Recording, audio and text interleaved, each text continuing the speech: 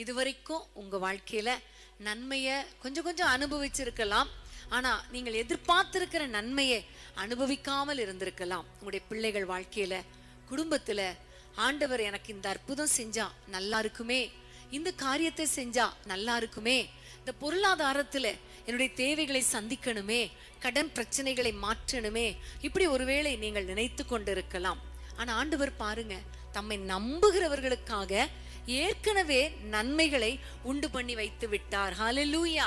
நீங்க நம்புனீங்கன்னா போதும், அந்த நன்மைகளை அனுபவிக்க கர்த்தர் கிருபை பாராட்டுவார். வேதத்திலே ஒரு வசனம் உண்டு, கர்த்தரை நம்புகிறவனோ செழிப்பான். ஆமென்.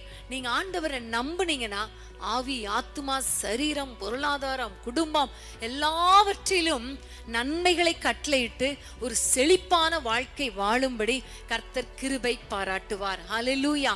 நம்புறீங்களா? நம்புறீங்களா? அப்ப நான் என்ன செய்யணும்? இந்த நன்மைகளை அனுபவிக்க ஒன்னே ஒண்ணுதான், ஆண்டவரை நம்புனா போதும். ஆமேன். எந்த சூழ்நிலை வந்தாலும் ஆண்டவரை மட்டும் நம்புங்க. ஆமேன். ஒருவேளை சூழ்நிலைகள் வித்தியாசமா இருந்தாலும் ஆண்டவரை நம்புங்க. இந்த நன்மை எனக்கு கிடைக்குமா? என் பிள்ளைகள் ஆசீர்வதிக்கப்படுவாங்களா?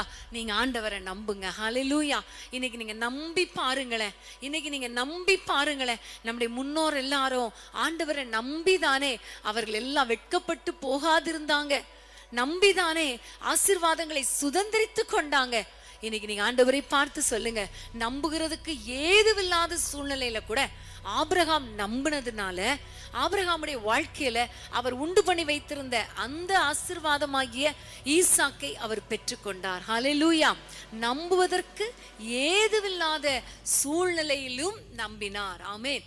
இன்னைக்கு நீங்க சொல்லுங்க, என்னுடைய சூழ்நிலை நான் நன்மையை அனுபவிப்பதற்கு ஏற்றதா இல்லை, நம்புவதற்கும் ஏதுவா இல்லை, ஆனாலும் நான் உங்களை நம்புறேன் ஆண்டவரே.